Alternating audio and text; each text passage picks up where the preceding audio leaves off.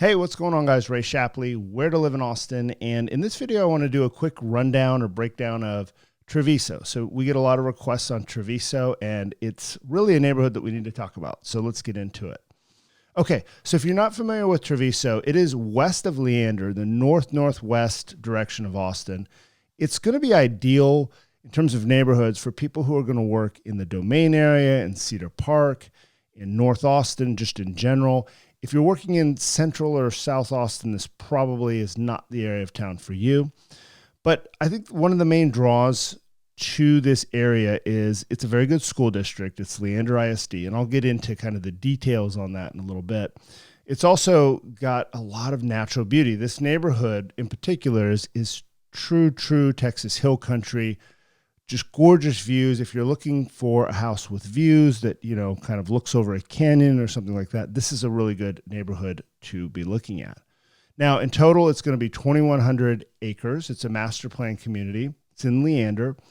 They've been building it for about 4 years. They say they've got about 6 more years to go. I'm a little dubious of that. It might actually take longer. We'll see, because they want to get a total of 2,900 homes in here. So that's bigger than a lot of Texas towns. In terms of population, it's going to be a pretty massive neighborhood. Now, it's going to have 58-acre park within the neighborhood. It's going to have 42 acres for commercial, so you're probably going to see some restaurants and like shops and things like that coming in there. You're going to have a fire station. You're going to have an elementary school eventually, 10 miles of hike and bike trail throughout the neighborhood, as well as about 350 acres of dedicated green space. So this is actually really important, because when developers don't set aside this green space, you get a very, it just kind of adds to the cookie cutter and the congestion feel in a neighborhood. When they break up the housing sections with green space and just leave it alone and let it be, it lets the neighborhood feel a lot more lets it kind of breathe. It kind of feels more expanded out. Okay, so let's talk pros and cons of Travisso real quick. So I think the first thing that I would bring up, other than the fact that, you know, I've kind of covered it, the natural beauty, the views, things like that, is the way the developers and builders are going about this. I think it's going to give the neighborhood lots of variation, because one of my pet peeves in master plan communities is they can be very homogeneous, kind of cookie cutter looking. And while you're going to have that no matter what, developers and builders can do things to kind of mitigate that. And so one of the things I've seen in Travisso is, number one, the variance or variations in lot sizes. This will help that situation a lot. So you can go, there's 50 foot, 60 foot, 70 foot, 80 foot, 90 foot, 120 foot, 150 foot, and 200 foot lots. Here's what that means. When we say 50 foot lot or 120 foot lot, we're talking about how many feet wide it is. So the wider the lot, the bigger the home you can get on it, and the more variation you can have in terms of floor plans. So as we see, this many different lot sizes throughout the neighborhood is going to allow for a lot of variation in terms of home plans and home sites. So that's a good thing. When you're talking about the 150, 200 foot sections, those are going to be really for, specialty custom homes. Those are probably going to be over 5,000 square feet. So that's going to allow for a high-end price point in this neighborhood to be, well over $2 million, and an entry point currently, at least, of the high 300,000s, 380, 390. Why I like that kind of, that span in terms of pricing. I just think it adds another dimension to the neighborhood, and it just in general is a good thing. So just know that you can go into this neighborhood from high 300s all the way up to 2 million plus.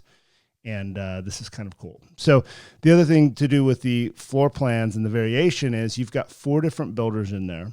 So you've got Toll Brothers, you've got Highland Homes, you've got Taylor Morrison and Dries all building in there. And between them all, they've got over 100 different floor plans. So, and of those 100 plus floor plans, each one's going to have 3 to 5 probably elevations or looks to them. So you're really looking at quite a bit of variation, hopefully, in those plans. So I like that. One of the pros that I would say for golfers is that it connects through golf cart trails to Crystal Falls Golf Course. So Crystal Falls is another master plan community that they started building over a decade ago. that's right next to this neighborhood or close to it. So it has its own golf course. And so for golfers, you can connect to that. Okay, so let's talk about the cons real quick. The first one's going to be the property tax rate. It's going to be on the high side. Now, the property taxes are not high for master plan communities like this. It's going to be pretty average. But if you compare it, and this might not be a fair comparison, but if you're going to compare it to an older home in the city of Austin or something like that, it's going to be high. So for example, the tax rate is about 2.92, 2.93, right in that range in Travisso.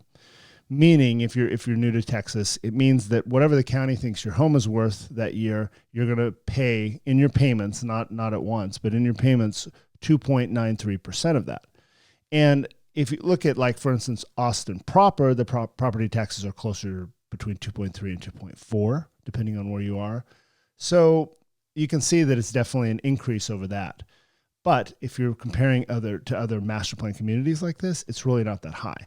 Reason being is that when they build big communities like this, they need to establish what are called municipal utility districts to bring utilities in, water, sewage, electricity, streets, all these things that neighborhoods need.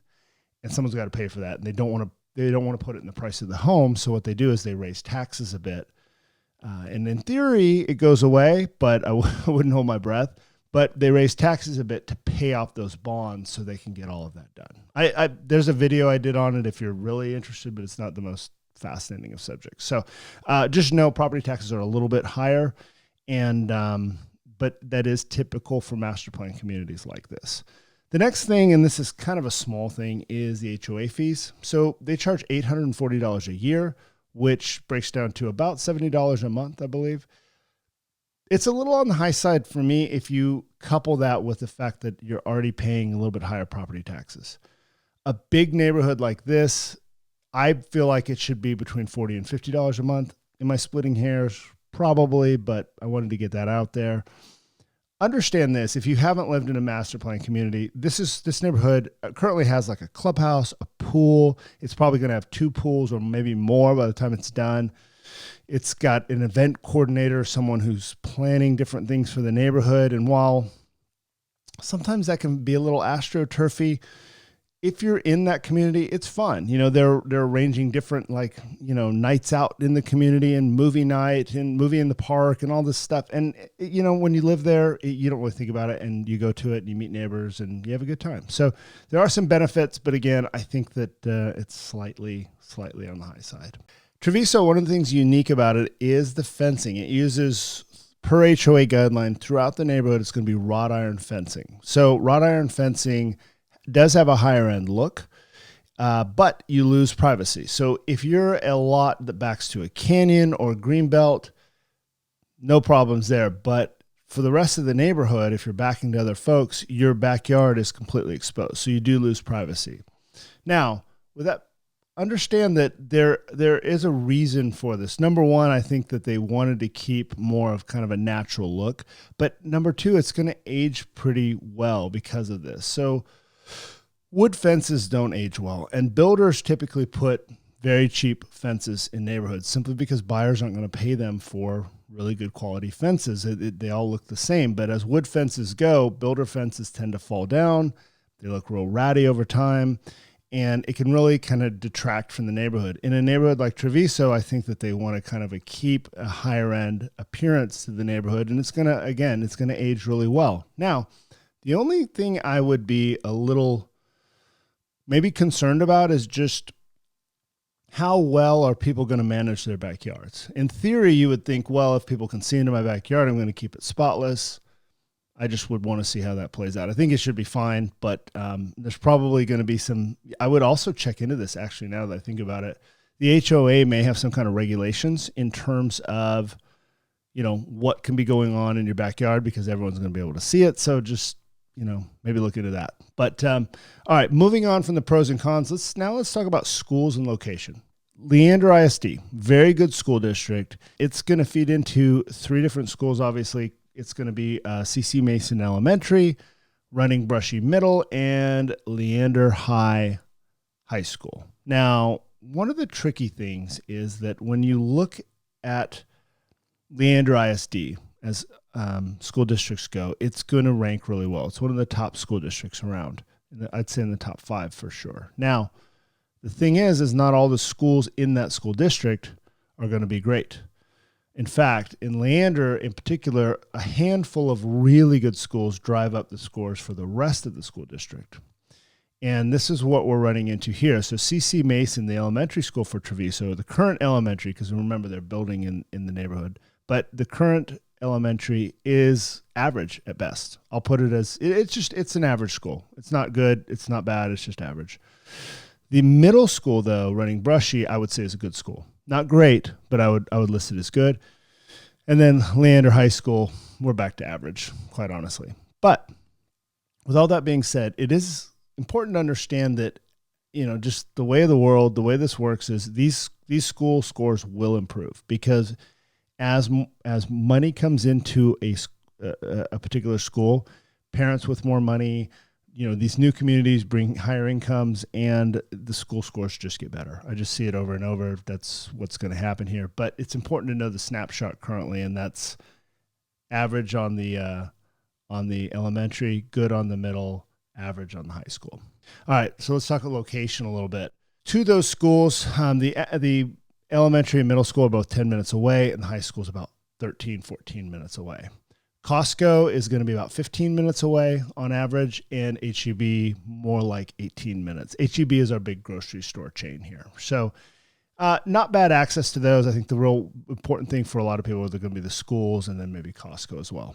Okay, so overall, I'm going to probably rank the neighborhood somewhere in the 8 or 9 range as big developments go, probably closer to 9. The only thing that gives me a little pause is the schools, but I think that's going to correct over time. I think this is going to be one of the 5-star big master plan communities around Austin. This is going to be a real player. Right now, this is kind of reminding me of what Circle C was like, or Steiner Ranch, or Crystal Falls, or River Place when they were first getting started. I think this is going to go that direction and just be known as one of the top master plan communities around. That's where I think it's going. I think it's managed really well. It was developed by Toll Brothers and Taylor Morrison. They really know what they're doing. I can tell by the way they laid it out, the amount of money that's in this project.